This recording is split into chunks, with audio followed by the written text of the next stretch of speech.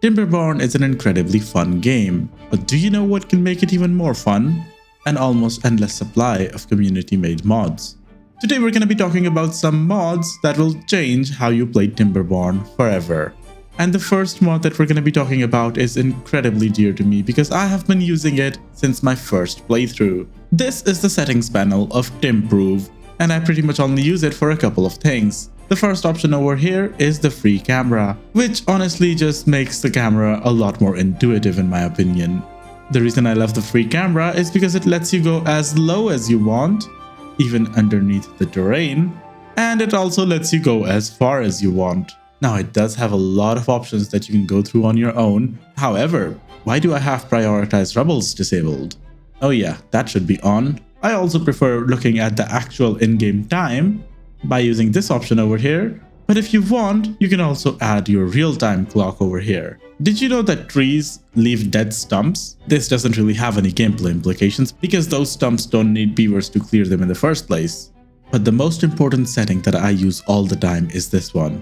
The ability to run the game at 30x. Yes, you can use DevTools to enable most of these things anyway, but DevTools kind of make a mess down here and they're not really helpful for content authenticity purposes, you know? But yeah, in most of my playthroughs, you will find me playing at 30x speed every now and then.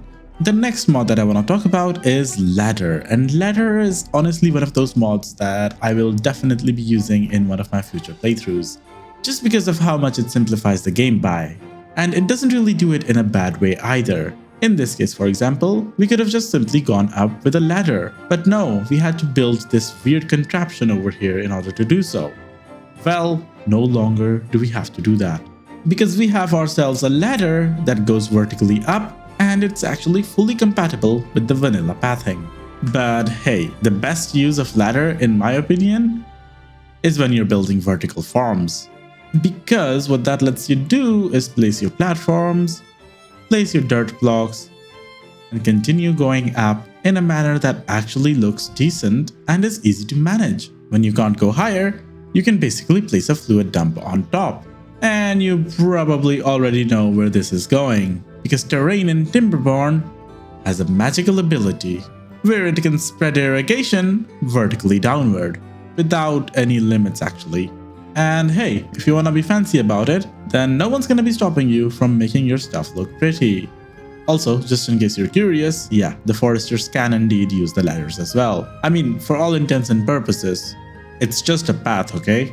Next up, we have flywheels, and flywheels are insane. There's a small flywheel, which is basically a power connector with a flywheel built in. It has a capacity of 1500. A medium flywheel, which is going to be slightly difficult to fit in, since, you know, the connection needs to be up here. The flywheel functions very similar to a gravity battery, except you don't really need to build it in the air. And there are a lot of flywheels, okay? So building these isn't really that simple, there is some difficulty involved. There we go. These look amazing, by the way. And yeah, this has the capacity of 120,000 horsepower.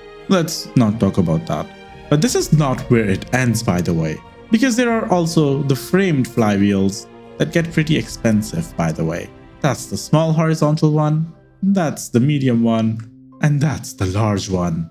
As you can see, that framed one back there is basically this large one, but in a frame. So yeah, you don't have to do this thingy-majiggy to place it.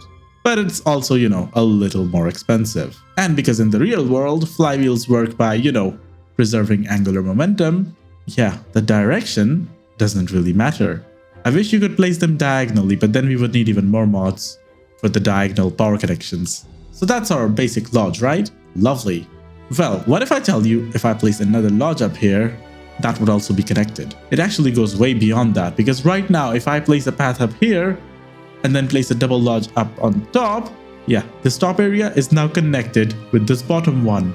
This mod is Human Stairs, and honestly it is a game changer with how you build stuff because it allows skyscrapers like never before. And yes, it does work with the storage spaces as well. Sadly, you still need to provide some infrastructure in order to actually build them. We on the other hand have DevTools to make it happen. And look at this. They actually appear right over here in the middle, which is where the path is, by the way. If you take a look, that is exactly where the path is. I wonder if I place a forester on top over here. Oh my god, it works.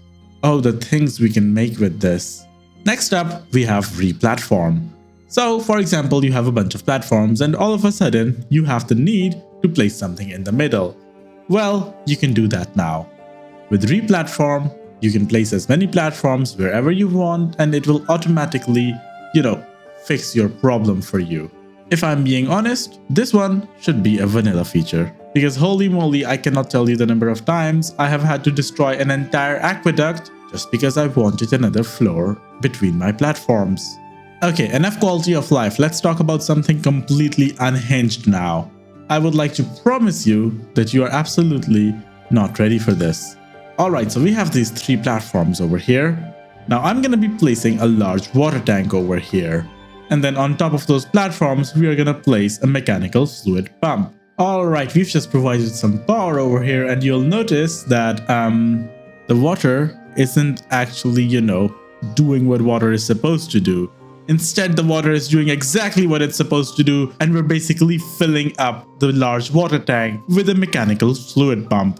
Honestly, this is kind of slow right now because we don't have a lot of power. But basically, if I just provide plenty of power over here, not only is it going to speed up a lot, it's actually going to make our beavers completely obsolete because we don't need actual pumps anymore. Let's go back to something less unhinged, and that is second shift. What is second shift? Well, let's take a look over here, for example. So second shift basically lets you have beavers that sleep during the day and work during the night. So we have 2 workers over here that are basically following these working hours up here. However, if I set this to 2 shifts, then we basically have 4 beavers assigned to this workplace, and 2 of these are gonna sleep during the day while the other 2 sleep during the night. By the way, this 2 shifts button completely overrides the working hours over here. Both shifts are 12 hours each and you can't really min-max that. Which basically means that this mod is incredibly balanced because it makes your beavers less productive, but it makes your buildings more productive. Next up, we have building blueprints. If you have played any factory automation game, then you already know what this is. First, you make something you want to copy. Then you turn it into a blueprint. Oh, wait. It's ignoring the overhangs for some reason. Let's try this again. First, you make something you want to copy. Then you turn it into a blueprint. You name the blueprint something, and from here onward, you can make the buildings as usual. And yeah, you're able to nudge stuff now. Wait, does this actually work? Oh, I forgot to place paths inside of this. But yeah, if we place the paths over here, it should be fine. As long as we also connect it back here, right? Yeah.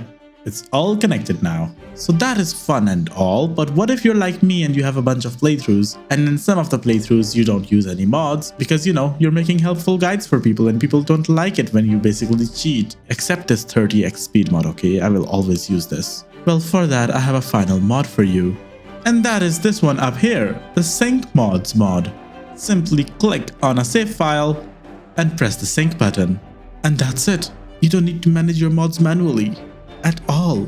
We have recently started playing on Spillage, which is a map without traditional water sources, but we're taking it one step further. There's gonna be a link on the screen right now to a slightly unhinged episode.